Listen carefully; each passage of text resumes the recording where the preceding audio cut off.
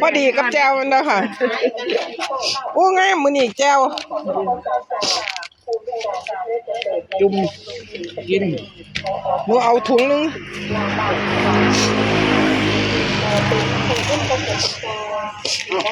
เอาแจวถุงนึงถุงนี้ใหญ่อันเนี้ยดีเอ้าหมูปิ้งไผน่ะ2ไม้น่ะเออเดี๋ยวลงกันนะ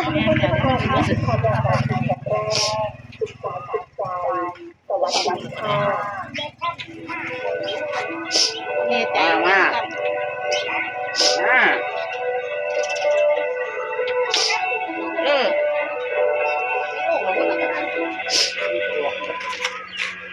หายดีบ่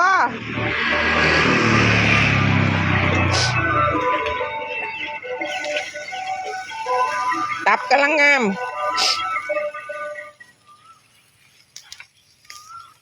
อู้หมูงาม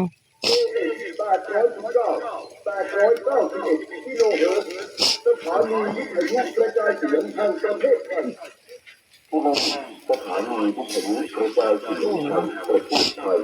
ขณะนี้เป็นเวลาโมงโมงหนึ่งเหรอแล้ว7 โมงคนนี้ที่โดนหัว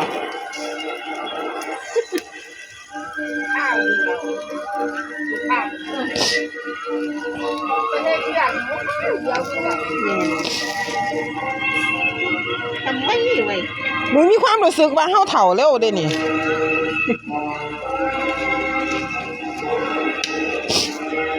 คุณคนอยากเฒ่าซ่าแต่ในความรู้สึกเฮาคือเฒ่าแล้วเถอะวะไม่เว้ยไม่ได้ท่านไม่อยู่หรอไม่แล้วคุณมกไม่ใช่ข้ามแสบบ่นี่หมกบ่แสบบ่หมกนี่เอาหมกนึงโอ้โหอยู่หันหลังไม่ได้ดีมาก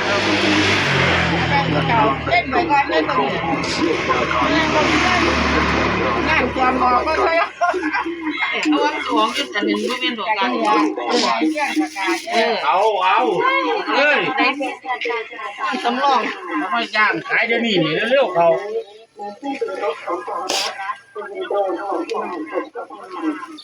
มันว่ามาก9 โมงแล้วก็ต้อง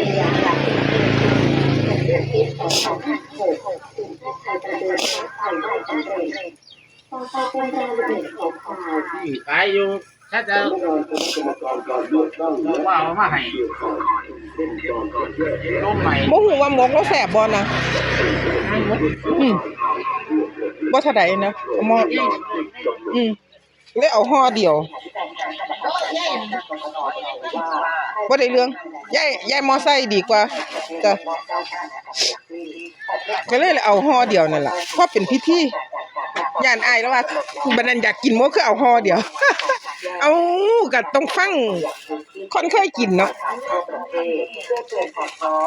หาของยายนั่นคันนี้มกก็เอา2ห่อของยายนั่นเอาไว้ให้หนูเด้อ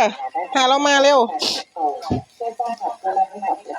ว่าทุกคะแนนเสียงจะได้รับการดูแลอย่างปลอดภัยโปร่งใสตรวจสอบได้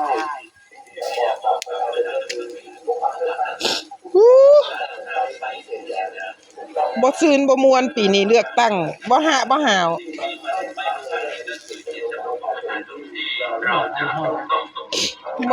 ม่วนบ่หาวอีหยังนำเพิ่น